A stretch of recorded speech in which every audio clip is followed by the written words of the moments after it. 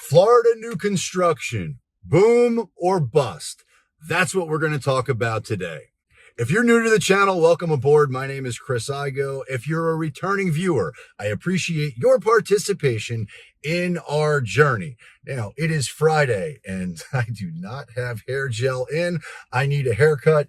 If you were ever curious what Ronald McDonald would look like if he was on steroids, well, congratulations. I suspect you now know, because my hair's out of control. But I'm not going to let that stop me from telling you the truth. And the question really here is, can you handle it? Because I read your comments, and some of you out there are committed to the narrative that the housing market is crashing everywhere and that home prices are nosediving everywhere.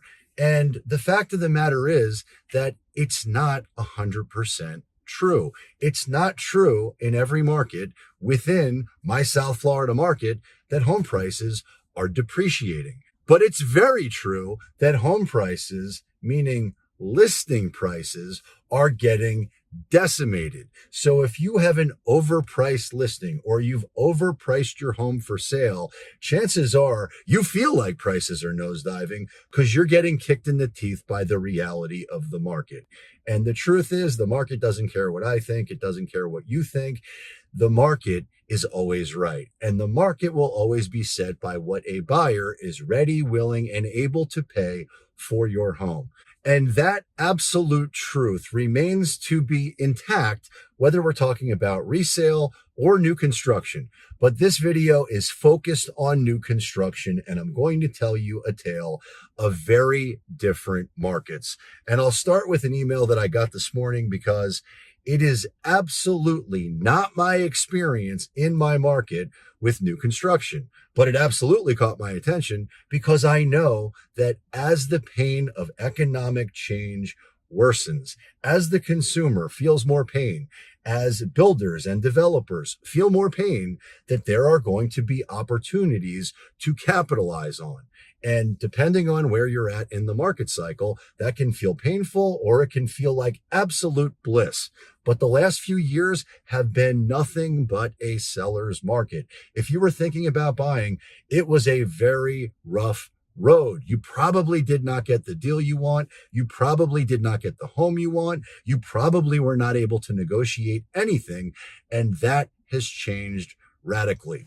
Now, the reason for this particular video, new construction boom or bust, is due to the fact that I'm working with some clients, people just like you who found me on YouTube, that are shopping in certain markets.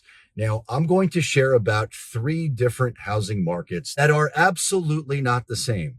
They are not the same price points. They are not the same buyers shopping in those markets. And one of these markets is not even local to me. It's within South Florida, but it's not in my backyard. It's not in an area that I typically serve or support, but it's absolutely one of the areas that got decimated the last time the market crashed. Now, before I get too far into this video, I need to be very clear, and I know I've said it in lots of other videos, but if you're new, maybe this is new to you.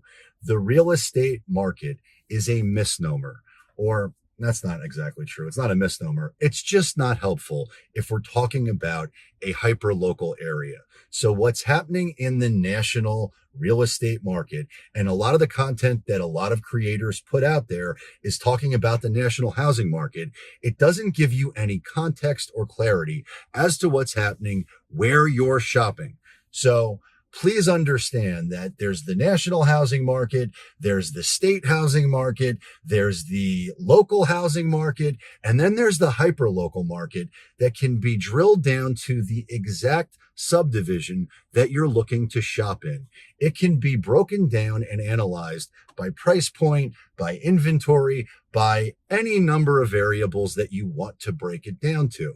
But for this specific video, I'm talking about new construction, single family homes, and that's it. So please keep in mind that the area that I'm talking about might not be what's happening. And in fact, I would argue that it's almost 100% certain that your local market conditions are going to be very different than mine. In fact, I've got plenty of very close friends that are top producers out in Arizona and Phoenix in particular, who are talking about the new construction market getting completely decimated and builders cutting all types of deals. Well, that has not happened in my hyperlocal market. Now, full disclosure, back in November, I did a video talking about Lotus Palm, talking about looking for leading indicators from builders to see what the temperature of the market looks like currently, because I suspected that if they were going to start offering incentives, if they were going to start lowering prices,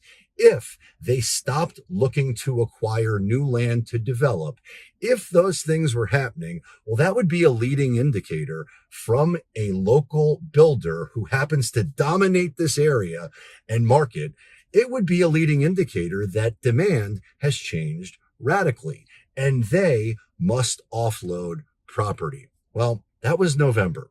And part of the reason I'm making this video is while I was at the Lotus Sales Center this past week, I ran into somebody who was thinking about purchasing a home. And I hope he's watching this video because he said he watches my content and he's working with another realtor.